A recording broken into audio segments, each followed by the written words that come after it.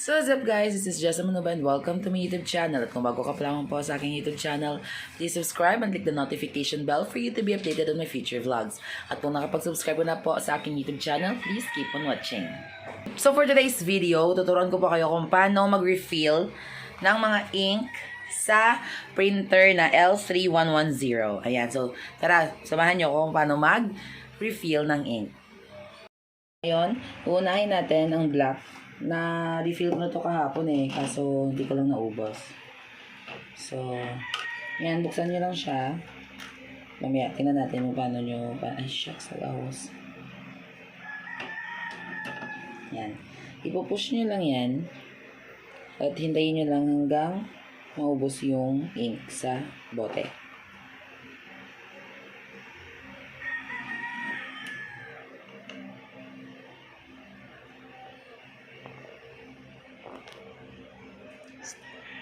Sige. Yan, so hintayin nyo lang na mapuno yung dito niya. Kasi magsa-stop din naman siya kapag puno na yung nasa nilalagayan niya.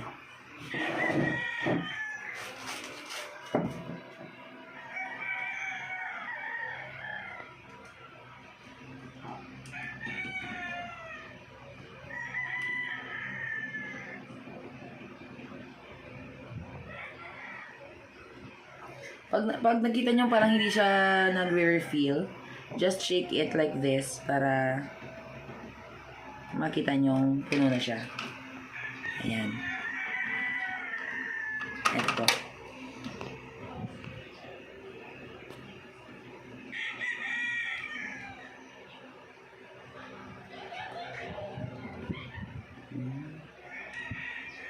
Ayan.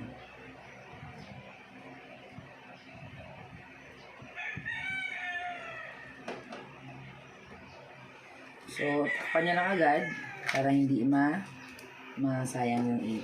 Ayan. So, susubukan naman natin ngayon yung color yellow. Yung L3110 po is may apat na klase ng color. Black, yellow, magenta, and cyan. So, wala na akong yellow kaya mag-refill tayo ngayon ng color yellow. So, ito po, hindi pa po siya nabubuksan. So, pag nakita nyo po siya, ganito po siya. Pag binuksan po natin.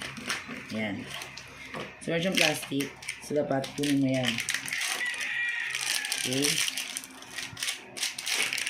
And also, hindi pa siya ma-refill kung hindi mo ma-open ang open na yan. Ayan. So, diretso na lang tayo. Ayan. So, kung nakikita nyo to, yan.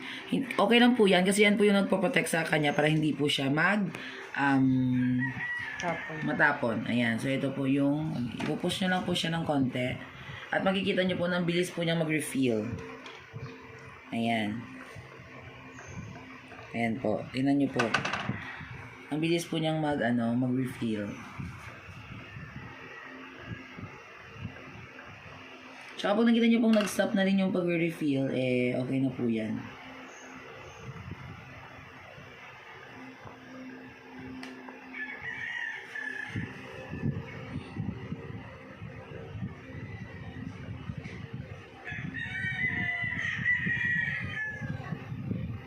Okay. Kung narinig nyo pong nag-stop, pwede na pong kunin. At hindi po siya matatapon. Ayan, perfect. Huwag niyo pong kalimutan isara kasi sayang din po yung natirang ink. Next is ang ating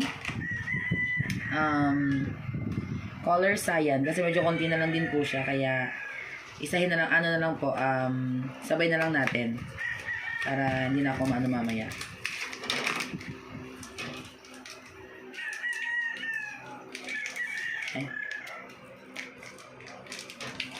Ay, ito.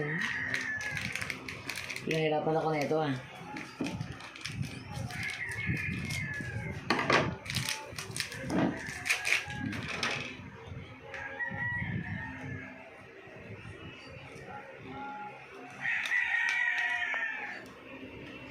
So, hindi po siya pareho ng isang ink. So, may kinukuha pa po siya dito para ano pa natin siya.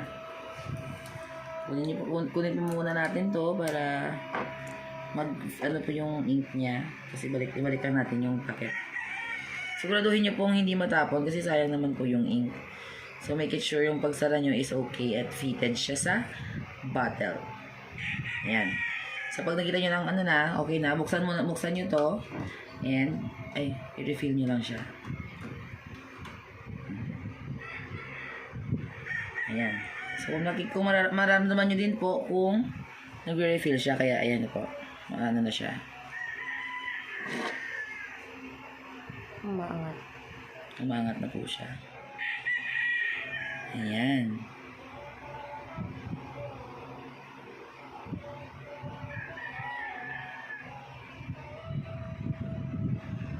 Mararamdaman nyo naman po kung puno na eh. Hindi pa siya puno.